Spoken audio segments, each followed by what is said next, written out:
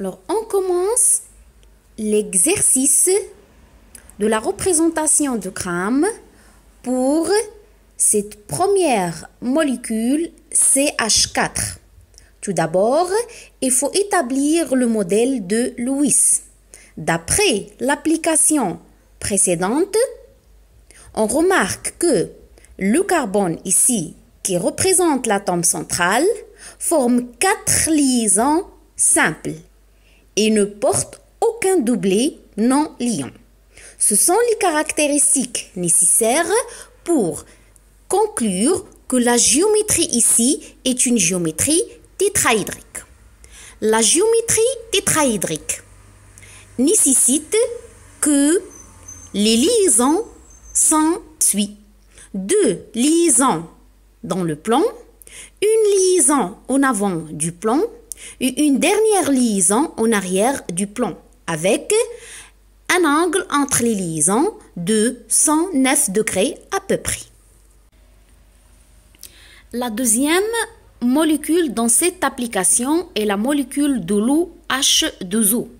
Alors toujours, il faut établir le modèle de Lewis. L'application précédente donne le résultat suivant. L'atome central ici, on remarque qu'il forme 2 liaisons covalentes simples et porte 2 doublets non liants. Ce sont les caractéristiques qui caractérisent la géométrie coudée, ou appelée aussi géométrie sous forme lettre V. Alors la molécule de l'eau est schématisée comme ça d'après la représentation de Gram. On remarque que les 2 liaisons forment la lettre V.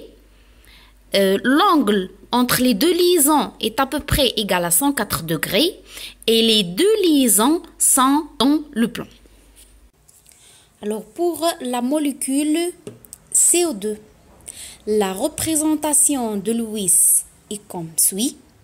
On remarque que l'atome central, le carbone ici, établit 2 liaisons covalentes doubles. La présence au moins d'une liaison double ou triple nécessite automatiquement que la géométrie est linéaire. Alors, dans la géométrie linéaire,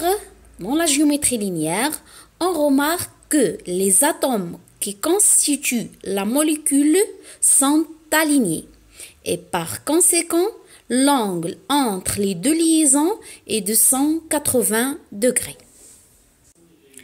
La dernière molécule qu'on va traiter, c'est la molécule pH3. Puisque l'application précédente ne contient pas l'étude de la molécule pH3, on est obligé d'établir le modèle de Lewis. On va commencer par la composition atomique de cette molécule. Alors, la molécule contient un atome de phosphore et 3 atomes d'hydrogène. Par conséquent, il faut étudier l'atome de phosphore et étudier l'atome d'hydrogène. On va commencer par l'atome du phosphore avec un Z égal à 15. La structure électronique est K2L8M5 avec un nombre des électrons de la couche de valence égal à 5. Le nombre de liaisons covalentes est calculé à partir de la relation 8 moins P, c'est-à-dire 8 moins 5, ça donne 3 liaisons covalentes. Pour les doublets libres ou bien les doublets non liants, et il est calculé, ou bien ils sont calculés à partir de la relation NL moins plutôt P moins NL divisé par 2, ce qui donne un seul doublet non liant. Pour l'hydrogène qui est un cas particulier, la structure est de K1. Le calcul de NL est calculé à partir de la relation 2 moins P qui est égal à 2 moins 1, ça fait une seule liaison covalente. Pour le calcul de doublet non liant, ça fait 1 moins 1 divisé par 2, ce qui donne 0 doublé non liant. La représentation de Lewis pour la molécule pH 3 est représentée comme ça.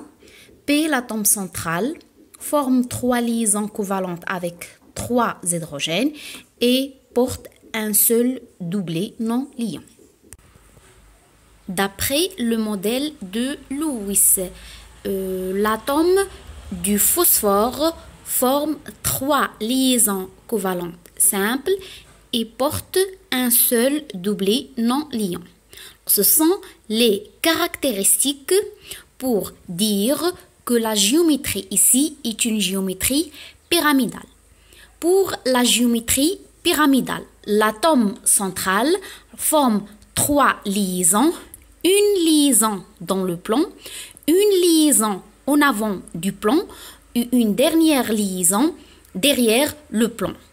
On remarque que l'angle entre les liaisons est d'environ 207 degrés.